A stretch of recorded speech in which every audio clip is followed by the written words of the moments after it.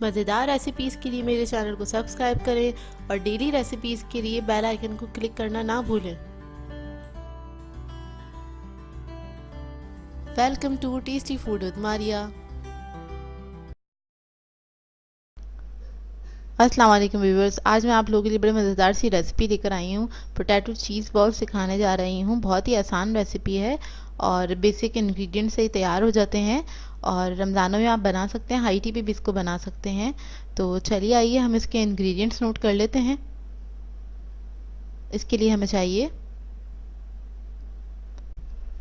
Potatoes लिए 4 अदद। इसको मैंने बॉईल करके और इसको मैंने ग्रेट कर लिया था।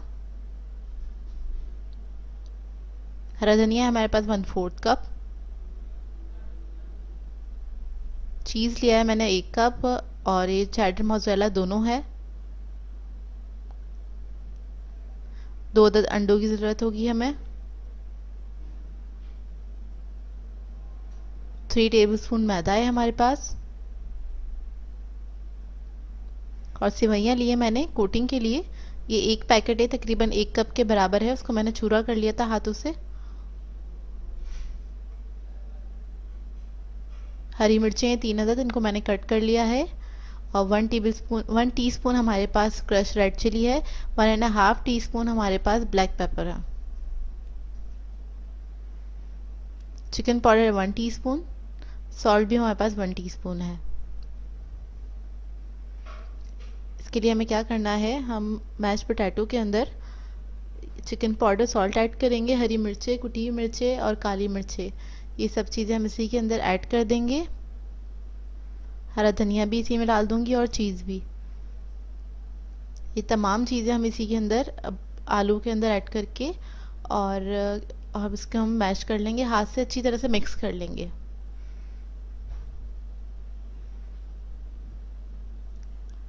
मिक्स कर लीजिए हाथ से अच्छी तरह। अच्छा, आप लोग चाहें तो चीज़ को सेंटर में भी रख सकते हैं और चाहें तो जिस तरह से मैं कर रही हूँ, मैं इसको मिक्स कर रही हूँ चीज़ को। और चीज़ काफ़ी देर से ग्रेट हुआ रखा हुआ था, तो ये 1 कप ही आप लोगों को दिखने में ज़रा कम लग रहा होगा क्योंकि ये सब मेजर हुआ हुआ होता है। वो ज़रा था मेल्ट हो गया था, सॉफ्ट हो गया था रखे रखे। बस इसको मिक्सचर को हमने अच्छी तरह से मिक्स कर लेना है, सब चीज़ें यकजान हो जाएं। थोड़ी सी क्वांटिटी में बहुत सारे बन जाते हैं ये। अच्छा, साइज़ आपके ऊपर अपने डिपेंड करता है। मैं इसके बॉल्स बना रही हूँ, आप छोटे या बड़े जिस तरह आप चाहें बना सकते हैं। मैं थोड़े बड़े साइज़ के बना रही हूँ। ये थोड़ा सा मिक्सचर लेंगे, 1 स्कूप के बराबर मैंने लिया तकरीबन, और इसको मैंने गोल कर लिया हाथों की मदद से। मैं एक और बनाना बता देती हूँ आपको। थोड़ा सा हाथों में दबाते हुए और स्मूथ बॉल बनाइएगा, जिस तरह हम कोफ्ते वगैरह बनाते हैं उसी तरह से बनेगा। बहुत सिंपल है। ये देखिए, अब मैं इस तरह सारे बॉल्स बना लूँगी। बॉल्स मैंने बना लिए थे सारे और अब हम अंडे लेंगे, उसको हम फेंट लेंगे अच्छे से।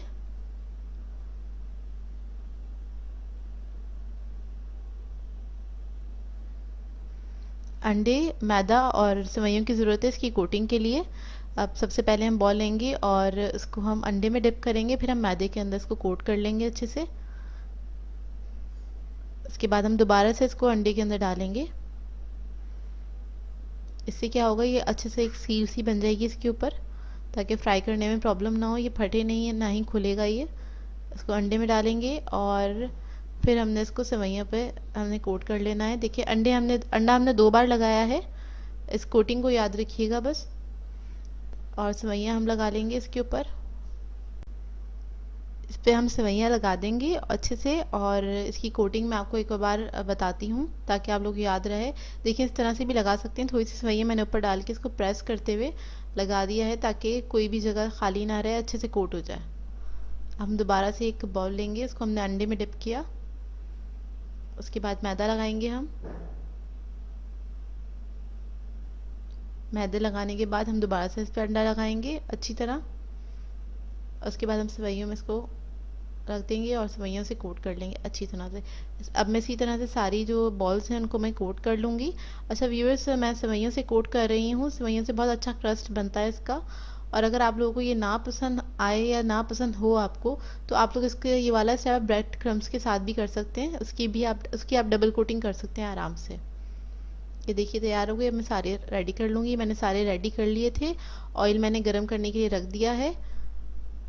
अच्छा, इसके लिए बहुत क्या कहते हैं, मीडियम फ्लेम पे नहीं करेंगे हम, ज़रा अच्छा गरम तेल होना चाहिए, क्योंकि हर चीज़ हमारी कुक हुई हुई है, बस हमने सेवइयों के ऊपर से कलर देना है।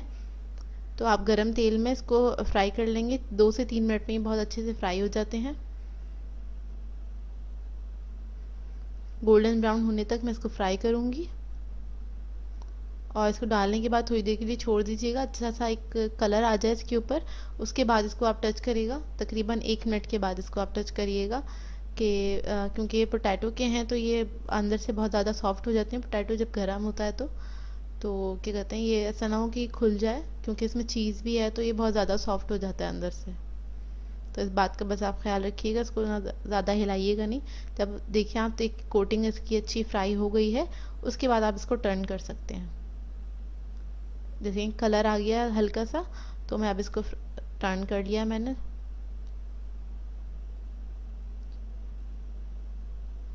बहुत आसान रेसिपी है, इसको ज़रूर ट्राई कीजिएगा, बहुत जल्दी बन जाती है। और इसमें बेसिक इंग्रेडिएंट्स हैं सारे, जो सभी के घर में मौजूद होते हैं तकरीबन। और रमज़ान है, आप लोग इसको बना सकते हैं, आराम से एंजॉय कर सकते हैं इफ्तारी में। या रमज़ान के बाद ईद आएगी, आप ईद पे भी इसको बना सकते हैं, अपनी ट्रॉली का हिस्सा बना सकते हैं। ये देखिए इस पर कलर आ गया है। अब मैं इसको निकाल लूँगी। ये बहुत ही प्रेजेंटेबल लगते हैं, इसको ज़रूर ट्राई कीजिएगा। ये देखिए बहुत ही खूबसूरत लगते हैं, बनते भी बहुत ही मज़ेदार हैं। ये सारे रेडी हो गए थे, मैंने इसको इस तरह से प्लेट में रख दिया है। केचप साइड पे रखा है, थोड़ा सा केचप के साथ इसको सर्व करिएगा।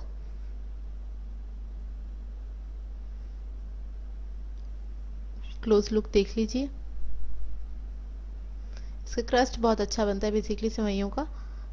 सो व्यूअर्स, अगर आप लोगों को मेरी रेसिपीज़ अच्छी लगती हैं तो मेरे चैनल को सब्सक्राइब करें, लाइक करें, कमेंट ज़रूर किया करें, शेयर भी ज़रूर किया करें। शेयर करने के लिए आप डिफरेंट सोशल नेटवर्किंग साइट्स पे आप इसको शेयर कर सकते हैं। तो मुझे अपनी दुआ में याद रखिएगा। अल्लाह हाफ़िज़।